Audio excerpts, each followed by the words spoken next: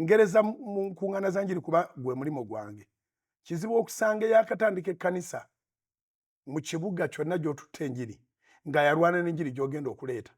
In fact waliwo abasumba abayitibwa abato n'abakulu ndowooza okusinziira ku myaka oba n'ebbanga obabeera batandikidde. Abayitibwa abasumba abato baaniriza ekigambo buli we kijjira. Abayitibwa abasumba abakulu si bonna naye abamu aba ayagala mugende musooke muvunname ewuwe mulyoke muteeke olukuŋŋaana mu kibuga kyayita ekikye naye ng'ab'ebbaala tebasooka kuvunnama wuwe okuggulawo ebbaala. Abaleeta ekiduula tebasooka kuvunnama wuwe okuleeta ekiduula ekigenda okusaanya obulamu bw'abato n'abakulu. Abaleeta ebintu byonna ebyokwonooneka tibamunoonya, tebeetaaga pamishoni ye. Naye gwe aleeta enjiri olina okugenda n'onoonya omukulu wadde togenda kuteekayo kyaki. Oyagala kuwulira njiri ekibuga ekyo kyeyongera okulokoka bagende beyongere mu kkanisa ye basabe.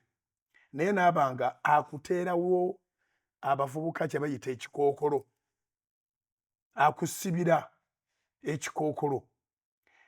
Naye nga abantu bamwogerako nti omulembe gwe abalema baatambula, abazibe b'amaaso nga ebyamagero byali evidenti. Kati takyakuba nkuŋŋaana naye ate alwanyisa abazireeta. N'obuuza nti omwoyo yaddawa kubanga omwoyo twamusoma nga ali ogu ali omu. Kiki ekyaleeta obuzibu? Era oyo yennyini takoma ku kuwakanya ng'ataddemu ne ssente nti tewabaawo olukuŋŋaana lw'enjiri olujja. Naye ku kituuti enjiri ekyuka n'ategeeza abantu baayita ababe wadde nga ffenna bwe tufa tubaleka. N'abategeeza nti abantu be tibatawaana okulinnya mu lukuŋŋaana. Abamu bateekawo n'ebibonerezo.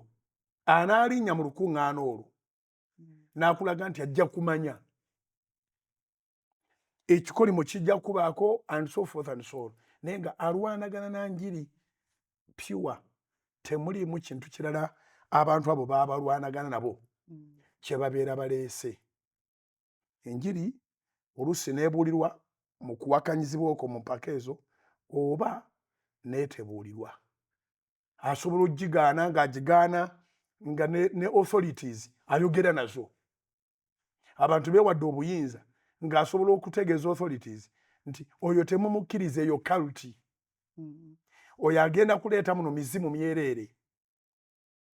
Okujja kwe kugenda kutabangula butabanguzi. Mwandibadde nga temunabagaba bbaluwa za lukusa, mulina kwebuuza ku ffe abakulu mu by'omwoyo kubanga ffe tumanyi abatuufu n'abakyamu. Entebe ya Mukama baagituulamu. Be bamanyi abatuufu n'abakyamu abali mu bibuga ne mu byalo, be bamanyi abatuufu n'abakyamu abagenda okuleeta enjiri. Omwoyo ogwo ne guserengeta ne gugenda butereevu ne kubakkiriza nti n'omukkiriza bw'atuuka ku mulimu n'asangayo omulala asabira ewalala, ayagala okugamba boosi ng'alinga amuwa amawulire ag'ekyama. Ono gy'asabira bannabbi ba bulimba. Ajja kuleeta wano omusaayi, ajja kuleeta wano amazzi, ajja kuleeta wano ekintu gundi nga gwagamba tebimukwata nako. Y'omulimu abagaba omulimu tebagugaba lwakuba gye tusabira. Abagaba omulimu bagugaba lwakuba nga tulina obusobozi. Alina obusobozi gwe bawa omulimu. So twagala kutegeeza abantu era nga ffenna Mwoyo Mutukuvu atutegeeza nti tolagajjalira nnyumba ya Katonda. Kubanga olunyiri lutugamba nti ffe tuli nnyumba ye, tuli yeekaalu ye. Amakulu gaakyo nti bwe tulagajjala agivaamu kuba tetwefuddeeko naye ne tusigaza omunyiriro. Bayibuli egambye nti dayimooni ono bw'ajja okukebera asanga ennyumba ekisooka nga kye kisingayo bubi njereere. It is empty. Ekyokubiri enyiridde. Omuntu eyali alabika obubi Katonda n'akukolamu omulimu n'onyirira.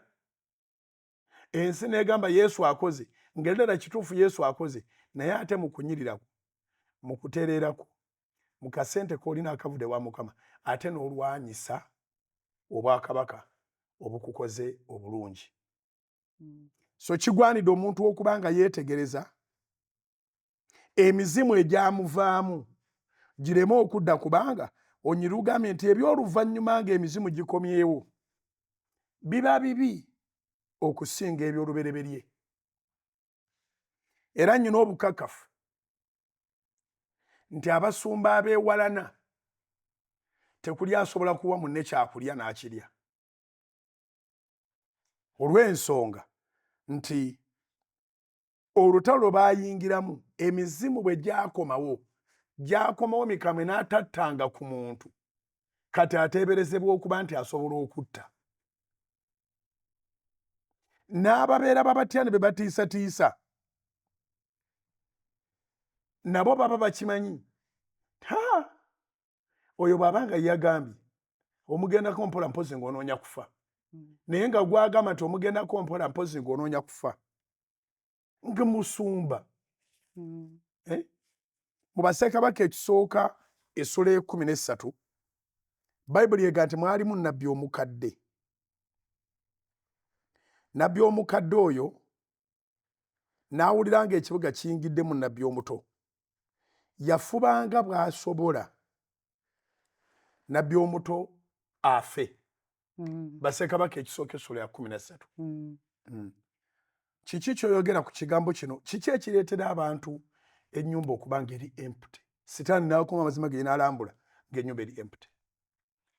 Ekisookera ddala tugereze ku muntu ng'ofunye olugoye olupya. Olugoye luno oba olugoye lw'obadde nalwo ne balwoza. We bamala okulwoza kikkakatako ggwe alwambadde obutaddamu dduddugaza. Kitegeeza buli kyokola weegendereza. Omuntu olugoye bwe baba lutukula, w'atuula yeegenderezaawo, w'alinnya yeegenderezaawo, kyalutuuzaako akyegendereza. Tojja sanga kansooke neesibe ne kaleesi obutaddugaza lugoye lwange. So waliwo okuba ng'oli conscious nti ekintu kyonna kyonna weegendereza. So omuntu bw'olokoka ofuuka ekitonde ekiggya. Katonda bw'akufuula ekitonde ekiggya, ekisookera ddala ye spiritual renewal gy'ofunye. Nti byonna ebikubaddemu nga si bya Bwakatonda abiggyeewo, emizimu gyonna agiggyeewo.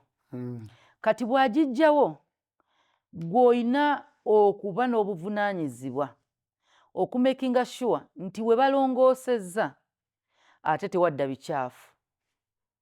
Kyonna ekireetawo ebicaafu kaabe nga ggwe wennyini eyandibireese, tewekkiriza.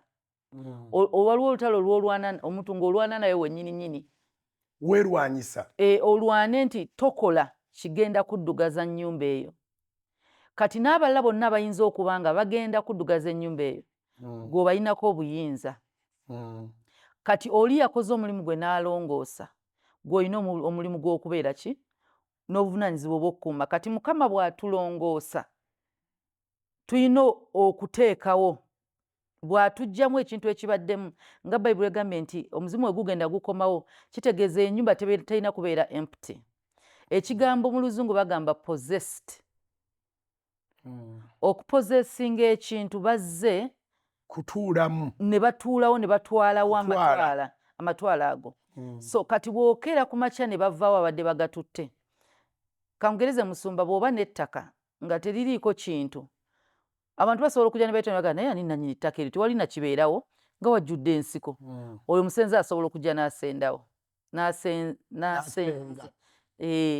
n'asengawo kubanga eri unsupervised. Waliyo ababbi nabo nga alinga dayimoni agezesa. Asooka najja n'agezesa. Nga asooka n'ateekawo emmere. Endagaano yonna neyabuuza nti wali ludda wa? N'asooka n'ateekawo emmere n'alimawo ebijanjalo agenda owulira teriyayi muluggunya. N'alimawo kasooli olwo agenda agezesa bwe nkitwala ebbanga bwe liti wanaabawo ajja kakana ng'asimye omusingi ng'ataddewo ennyumba. Kati bw'ofuna omukisa ogugobawo omuntu oyo, toddamu kulagajjala. Teekawo ekiraga nti gwe nannyini. Ky'oba olaba omuntu bw'anaagula ettaka nga tayagala balikolereko ebintu, alisiba oba n'alimirako emiti oba nalimirawo emmere ettaka eno libeera nga teriryawo tekuli kiriko omulala gyateekewo ebikuuma ettaka omuntu aleke lowooza nti no teririko bwannannyini. So kati Katonda bw'amala okukulongoosa jjuzaawo jjuzaawo nti ogenda kujjuzaawo ki mwoyo mutukuvu yajjula kubanga emizimu tegirina we gipozeesinga wali possessed already tegigenda ku occupyinga wali occupied. Diamond zikomawo ekitegeeza Yesu nga bw'agambye waliwo be ziddira ne zisanga nga si weereere nga zidda kubanga Bayibuli egambye zikomawo zirabe we twava wakyali wakalu. Kati gisobola okudda ne gisanga nga waliwo wajjudde waliwo Katonda. Kati jjo tegisobola kubeera waali nga gimanya awo si waffe lwaki nti kati waafunyeewo obwannannyini waliwo eyatuttewo. Kati we gitambula ne gisanga wala teri muntu yali apangisizza nnyumba eri mumupangisa n'agamba mbu kanyingire mweno ennyumba mwe mba nteeka ebintu byange ng'olwedde mulimu asulamu.